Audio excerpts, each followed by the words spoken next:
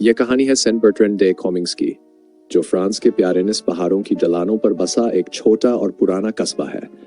ये जगह अपने इतिहास और धार्मिक धरोहरों के लिए जानी जाती है। यहाँ का प्रमुख आकर्षण है एक पुराना कैथेड्रल जो कभी बिशप का मुख्यालय हुआ करता था। 1883 की गर्मियों की बात है।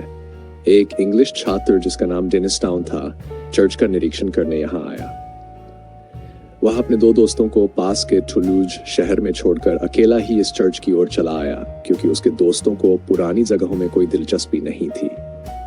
डेनिस टाउन ने सोचा कि वह आधे घंटे के लिए चर्च देखेगा और फिर अपने दोस्तों के साथ आगे की यात्रा करेगा। लेकिन उसे क्या पता था कि यह आधा घंटा उसकी जिंदगी बदलने वाला है।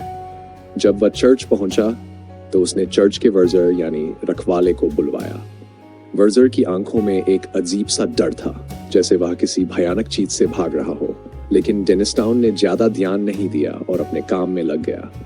चर्च के अंदर वह अजीब अजीब आवाजें सुनने लगा। एक बार उसे लगा कि उसने चर्च के टॉवर में किसी धातु के घिसने जैसी आवाज सुनी।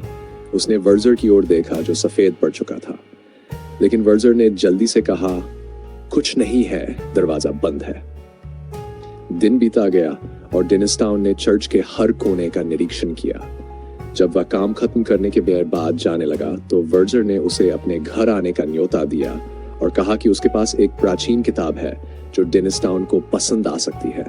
डेनिस टाउन का मन पहले तो मना करने का था, लेकिन वह इस पुराने रहस्य की ओर खिंचा चला गया। घर पहुंचे तो वहां एक पुराना संदूक था जिसमें एक सफेद कपड़े में लिपटी हुई किताब रखी थी। उस पर लाल धागों से क्रॉस बना हुआ था। यह किताब 17वीं सदी की कैनन अल्बेरिक डे मॉलियोन की थी। डेनिस टाउन इस किताब को देखकर हैरान था। उसमें 700 साल पुराने चित्र और रहस्यमयी चिन्ह थे। किताब में कुछ अजीब और डरावने चित्र भी थे। एक चित्र में एक राजा अपने सिंहासन पर बैठा था, जिसके चेहरे पर घबराहट और क्रोध था। उसके चारों ओर अजीबोगरीब साए थे। डेनिस टाउन इस चित्र को देखकर कांप उठा और तभी उसे एहसास हुआ कि इस किताब में कुछ बहुत गलत है। वर्जर ने उसे किताब की कीमत पूछी, केवल 250 फ्रैंक। डेनिस टाउन ने तुरंत वह किताब खरीद ली। वर्जर ने एक अजीब सी राहत की सांस ली, जैसे उसने किसी बोझ से छुटकारा पाया हो। उस रात जब डेनिस टाउन अपने होटल के कमरे में था तो उसने उस किताब को फिर से खोलने का मन बनाया। जैसे ही उसने पन्ने पलटे, उसे लगा कि कमरे में कुछ और भी है।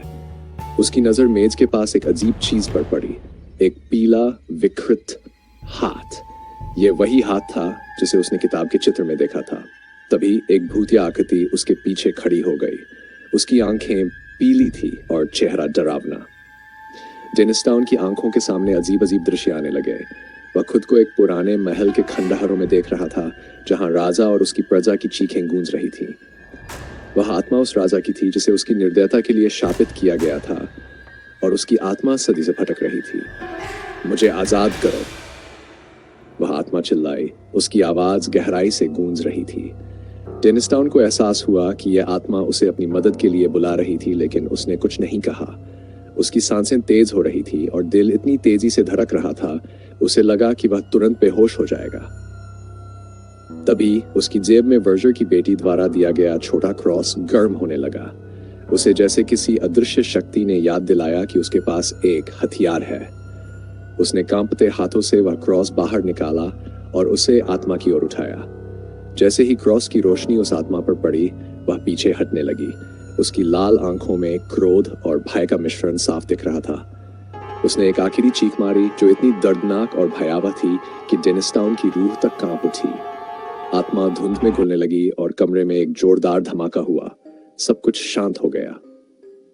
डेनिस टाउन पसीने से लथपथ, धड़कते दिल के साथ वहीं खड़ा था।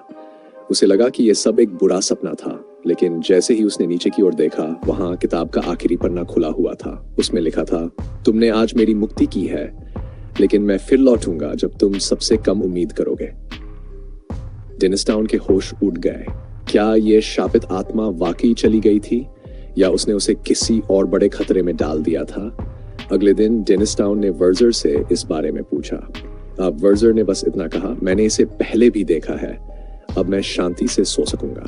डेनिस टाउन को अब समझ में आ चुका था कि वह किताब शापित थी, और वह शाप जिसने कैनन अल्बेरिक को घेर रखा था अब उससे मुक्त हो चुका था। तो दोस्तों, ये थी सेंट बर्ट्रैंड के कैथेड्रल और एक रहस्यमयी किताब की कहानी। एक छोटा कस्बा, एक पुराना चर्च और एक भूतिया किताब जिसने न जाने कितनी पीढ़ियों को डराया होगा। क्या डेनिस टाउन ने सही किया उस किताब को खरीदकर, या वह भी किसी श्राप का हिस्सा बन चुका था? ये तो शायद हम कभी नहीं जान पाएंगे। अगर आपको ये कहानी पसंद आई हो तो लाइक, शेयर और सब्सक्राइब जरूर करें। और हाँ, नीचे कमेंट करके बताएं कि अगर आप डेनिस टाउन की जगह होते तो क्या आप वह किताब खरीदते? मिलते हैं अगले एपिसोड में एक और रोमांचक कहानी के साथ।